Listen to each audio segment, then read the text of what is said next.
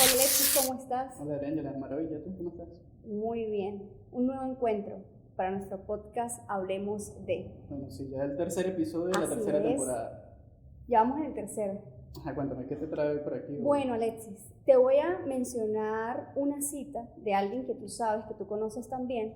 Dice así: parejas homosexuales amenazan con la extinción de la raza humana. ¿Qué te parece? Bueno, primero no la conozco de trato, menos mal. Bueno, menos mal. Pero bueno, fue una frase de una diputada por el estado Táchira en el año 2022 y que nos da muestras de el retraso que tiene Venezuela en materias de derechos económicos, sociales, culturales, incluso civiles y políticos, específicamente con temas relacionados a la identidad de género y temas conexos. Sin embargo, pues en Fundaredes nos ayudamos de otras organizaciones que tienen como principal foco defender los derechos humanos de estas comunidades. Hoy, Adriángela, hablemos de discriminación hacia población LGBTIQ+ en Venezuela.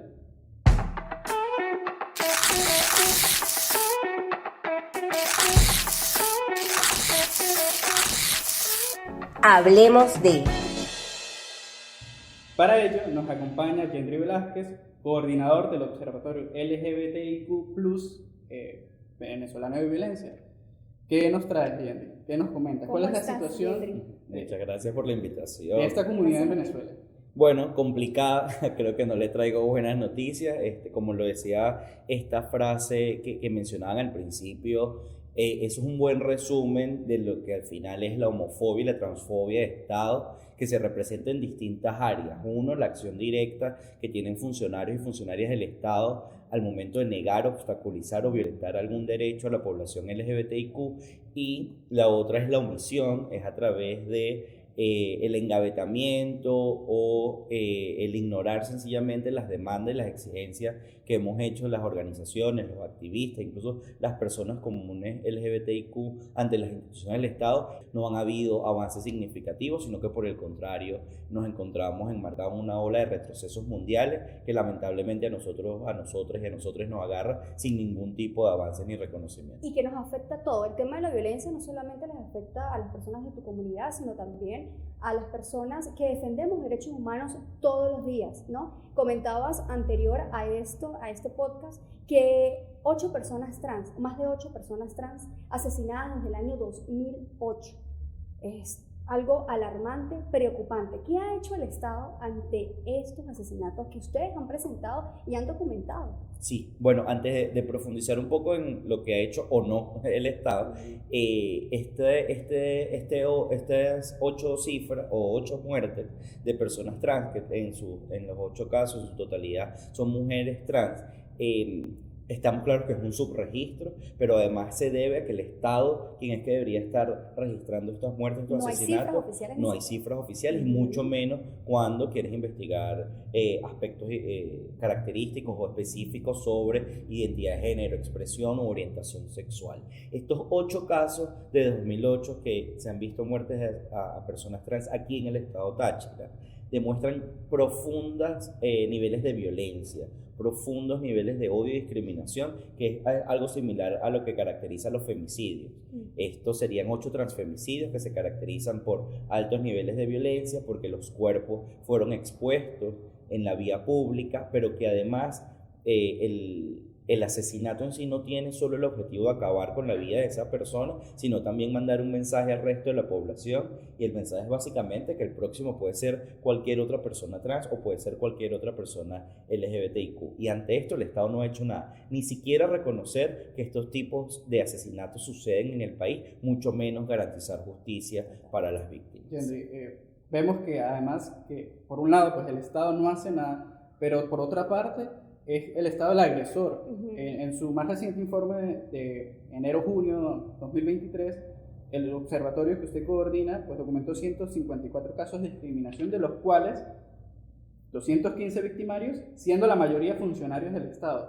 ¿Por qué esta mayoría de agresores o de victimarios son funcionarios del Estado? ¿Qué es lo que los motiva a ellos?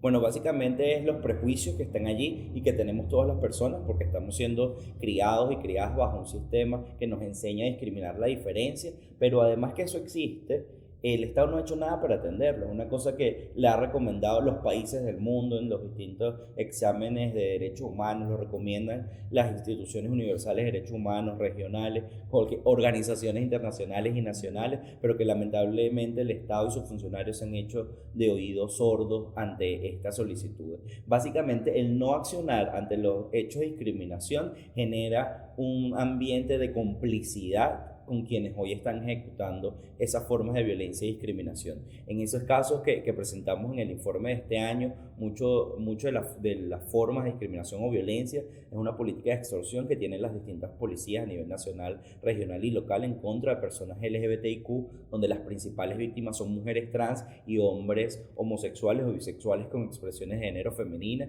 y que lamentablemente en muchos de los casos terminan siendo o evolucionando a violencia física en contra de estas personas.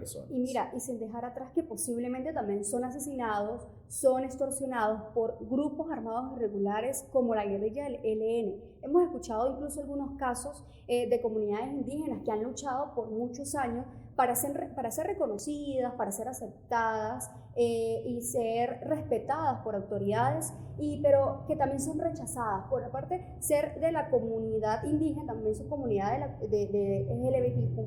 Entonces es algo alarmante lo que estamos viviendo, ¿no? Porque es un vacío de poder, es un rechazo por parte de las autoridades venezolanas, pero también no podemos dejar atrás la violencia cometida con varios grupos que atentan contra nuestro territorio. Sí, Adriana y Gendry, pues además, pues desde las investigaciones que ha desarrollado Fundarred hemos detectado que los grupos armados irregulares en las zonas fronterizas o en las zonas que están bajo su dominio se comportan como un agente de control social, con unos valores marcados tradicionalistas antiderechos. Vemos entonces que por un lado el Estado activamente es victimario contra esta comunidad, pero que adicional a ello, las poblaciones que están sometidas al dominio de los grupos armados irregulares también son víctimas del actuar de estos grupos con estos valores antiderechos y retrógrados. ¿Qué opinas tú, Gendry? ¿Cómo manejan esto desde el observatorio? Sí, de hecho el año pasado se hizo viral una imagen donde en una de las ciudades fronterizas del Táchira, tomadas por los grupos armados, habían marcas en las paredes con la bandera LGBTIQ, la bandera de los colores del arco iris, y había un símbolo rojo como de prohibición encima. Los habitantes de estas comunidades denunciaban que eran miembros de los grupos armados quienes habían hecho estas pintas y que declaraban esa zona como un territorio libre de personas LGBTIQ. Al final sabemos que no es ninguna zona libre de personas LGBTIQ, pero sí es una amenaza tangible la que vieron los miembros de esa comunidad en contra de las personas sencillamente por tener una orientación sexual, identidad y expresión de género que no cumplen con las normas o los estándares de estos grupos que tienen control territorial en las zonas fronterizas. Pero además, lo conversábamos antes, el tema de las experiencias cercanas en países como Colombia, que ya vieron situaciones como esta, que están no digamos que lo resolvieron, pero en aras de resolver y de generar algunos acuerdos hacia esta resolución, tuvieron que construir respuestas específicas para la violencia o la afectación diferenciada que tuvo el control de grupos armados paramilitares en contra de mujeres, pero también de personas LGBTIQ, donde el tema de la violencia sexual y la asunción de la orientación sexual y identidad de género generaban como mayor vulnerabilidad de esta población ante el control de estos grupos. Entonces, esto es una realidad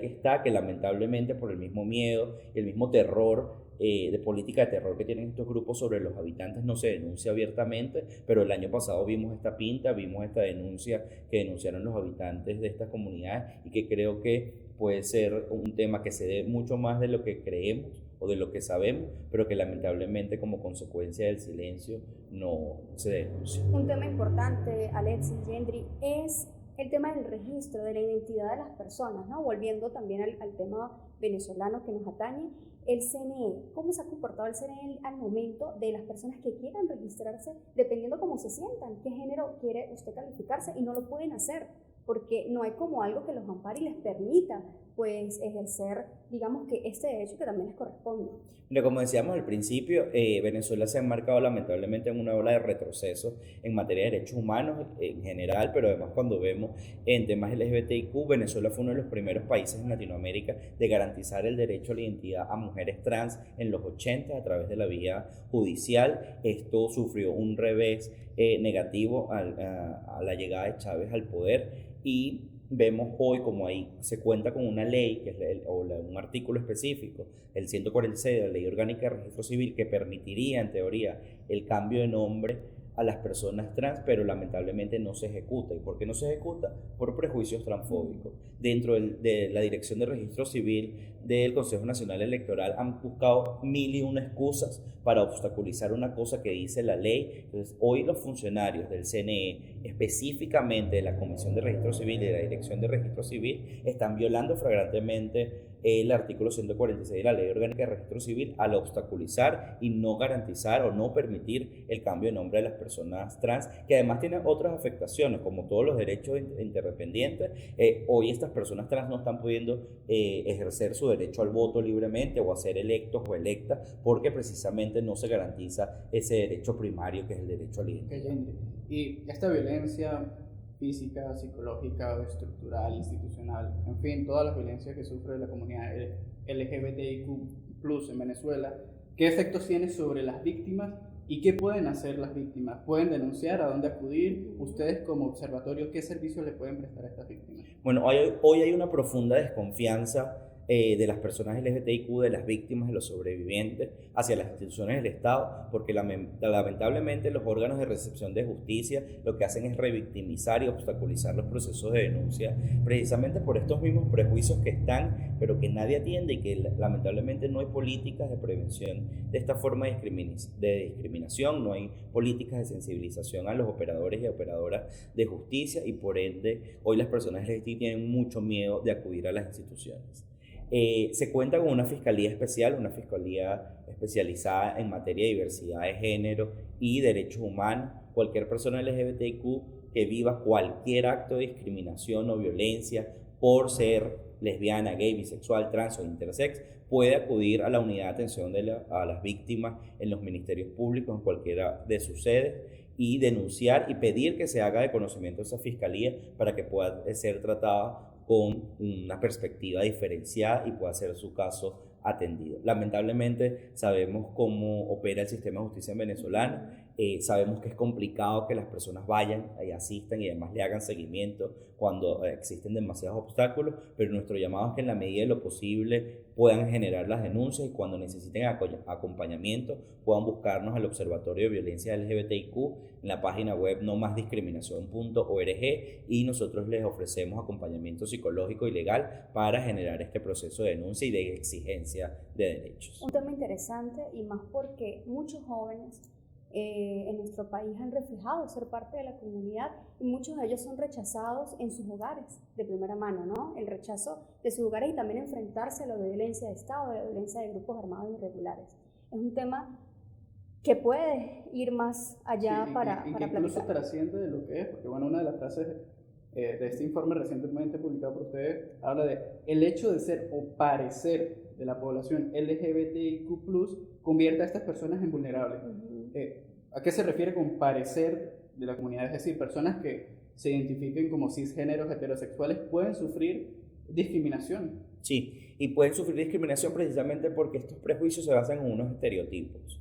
Entonces esperamos que el hombre, que la mujer se comporte de cierta o cual manera, y cuando el hombre o la mujer rompe esa manera de comportarse, sea gay o no, sea heterosexual o no, entonces puede sufrir discriminación precisamente porque no cumple esos estándares sociales que esperamos o que exigimos a los demás.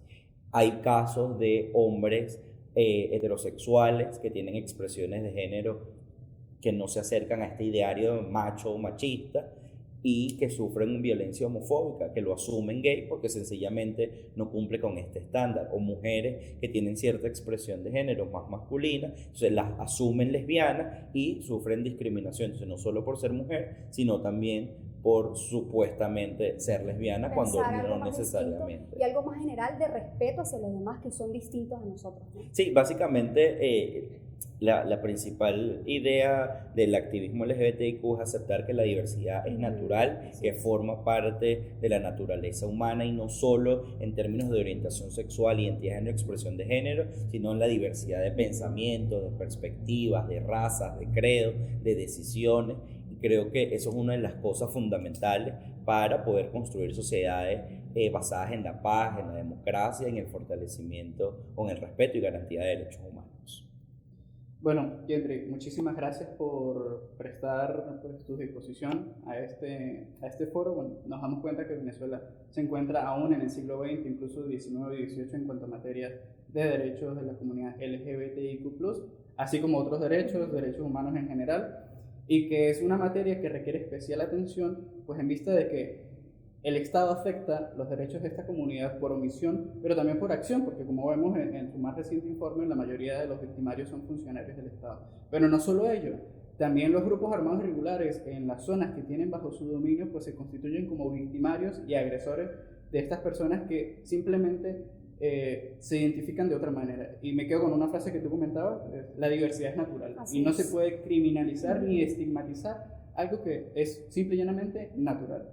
Simplemente porque piensa diferente o se identifica de una forma diferente. Y seguiremos defendiendo los derechos humanos de cualquiera. No importa su raza, su religión, lo que sienta, ¿no? Lo importante, como también lo decíamos antes en una conversación privada, lo importante es amar, querer al otro y respetarlo sobre cualquier otra cosa. Sí, y al final que ninguna de estas características específicas sea excusa o razón para negarnos derechos ni oportunidades. Así es. Sí. Bueno, la empatía es una de las capacidades maravillosas que tiene el ser humano y solo a través de la empatía vamos a poder ponernos en el zapato de las otras personas y entender que las diferencias no tienen por qué profundizar desigualdades, sino que más bien enriquecer las relaciones y una oportunidad para poder enfraternarnos y poder construir sociedades libres, sociedades justas, donde la discriminación no sea la regla. Muchísimas gracias a nuestra querida audiencia, pues les recordamos que pueden visitar nuestra página web fundaredes.org y nuestro canal en YouTube, nuestras redes sociales, y estar atento a las próximas entregas, los próximos capítulos de esta tercera temporada del podcast.